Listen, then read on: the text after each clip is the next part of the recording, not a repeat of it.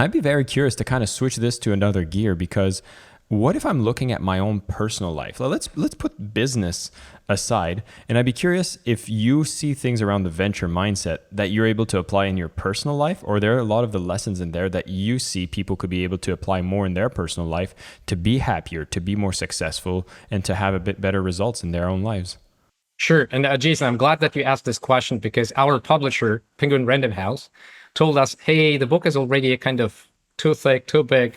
Let's keep it very condensed and very to the point about specifically innovation in corporate settings. Although we do believe that there are so many examples and piece of advice which we can give and share from the mindset perspective that can improve our everyday decisions, or I would rather say key decisions.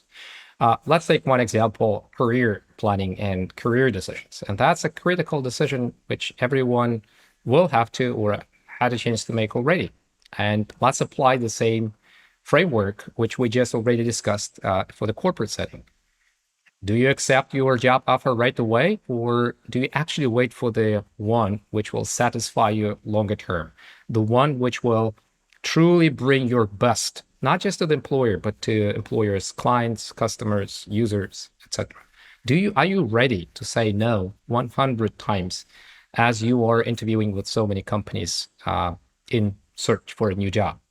That's kind of an important framework to have in mind. Or do you focus on your bonus next quarter? If you meet the sales quota, obviously that's great, and then your bonus will increase, and that's a great thing to happen. But do you really value your next quarter bonus more than your long-term value or not? If you think about a startup is not focused, and VCs stimulate them to think that way. Actually, many VCs will get worried if you start to make too much profit because they would think that you sacrifice future growth to get this cash to the company. And therefore, maybe you have to think the same way if you want to generate long-term value of yourself. Are you in the right position? Do you explore opportunities which will grow in the future? Maybe that AI space or silver economy space or health tech space or educational tech space is so attractive and so powerful, and longer term, you may benefit from taking a lower paid job today, but with the longer term, bigger impact. This is, again, the VC mindset in practice. I love that. I almost feel like venture mindset has a lot of these like father figure type of qualities. It's like it's almost the doing the right thing. It seems like not going for the instant gratification. And we're talking to a TikTok generation here where things are fast, and partly because we've developed such great products probably with venture mindset, but going back to venture mindset seems to be going against the grain of all the things that are pulling us towards get results now. The future is uncertain, so don't even plan for long term. There's almost like a sense of like, well, let's give up on long-term planning because it's so uncertain in the future. Is that a trend that you're seeing with a lot of founders that are just trying to get in, get the cash in, get out? And how do you even counter that as a VC?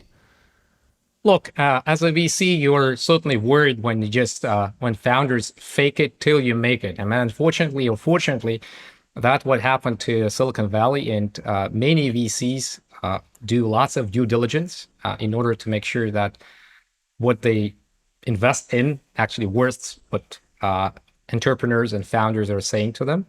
And interestingly enough, many deals which are currently famous, like Theranos disaster, that actually didn't go through the sniff test of many VCs well, meaning that many of them declined because they decided to test the product or just literally go to a local grocery store or I think it was Walgreens, where they just decided to test the product, and the test failed, and they felt that that's probably not the right idea to invest in.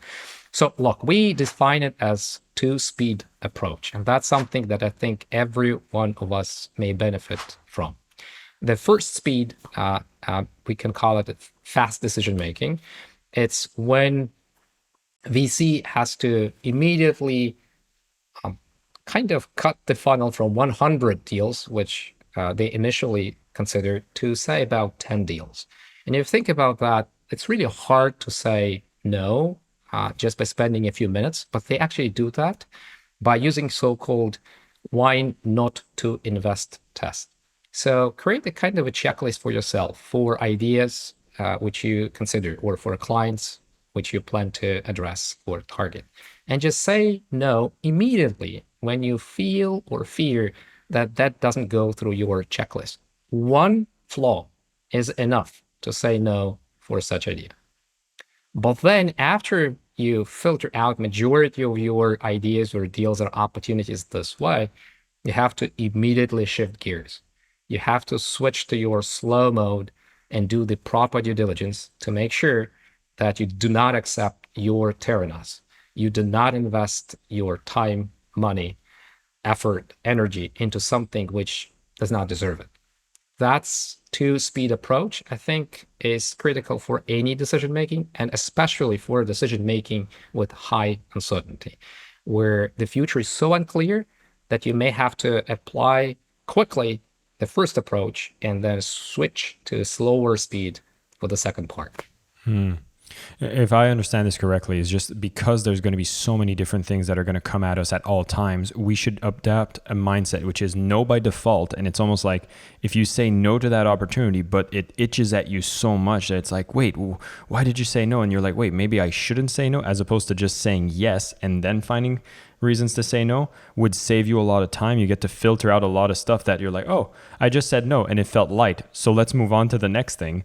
But then making That's sure right. That's right. And so once you've that's shortlisted that, then you actually start putting a lot of energy, because you can get stuck in analysis. Like if you have 100 deals and you're like, I'm going to go full due diligence, or if there's a tough, like 100 strategies you want to pursue, 100 leads you want to pursue, you know, we have a limited amount of time here. And as many as tools are allowing us to be better, more effective, more productive, we still need to have these frameworks so we can make better decisions faster. And this to me is just a liberating. I mean, like as you're saying this, I'm already thinking about companies I'm working with, and it's like, oh, okay, what are the strategies, initiatives, or priorities? Because I could be going for 100 priorities, and I'm thinking, which ones, if I just go, no, we're not doing that, then it's like, am I bothered by that? Am I okay with that? And the fact that I'm okay with it, I'm like, oh, it's probably a good no. Am I understanding this framework correctly? Yeah. And Jason, you should be totally okay, because that means that that person potentially is a VC-minded person. Because again, our goal, our first chapter starts with a very simple title: Home Runs Meta, Strikeouts Don't, which means that the whole business of venture capitalists is to find that Google, and all the failures on the way, all these no's and losses which you will generate will not matter that much. It's all about that single bet, which will pay back for all the effort. That's how the business of VCs operate, meaning that they make 20 bets. Out of 20, probably 17 will be written off. Maybe 2 will be just kind of okay-ish results, and 1 will generate you 10x, 100x return. That's all about not missing that one, rather than about all the misses on the way. Therefore, it's all about the funnel. It's all about the number of ideas that you can process, the number of opportunities and leads that you can go through, number of phone calls that you can make, number of meetings that you can participate in.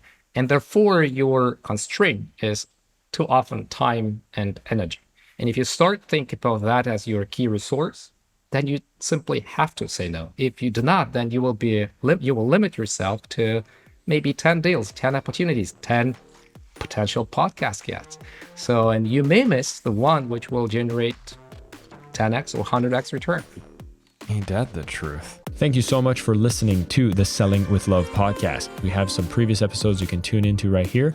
And if you prefer the short form content where you get to the point in under 10 minutes, we do have a ton of clips from our best episodes that are being shared on this channel as well. So pick which one supports you the most. And of course, thank you for liking, subscribing, and of course, selling with love.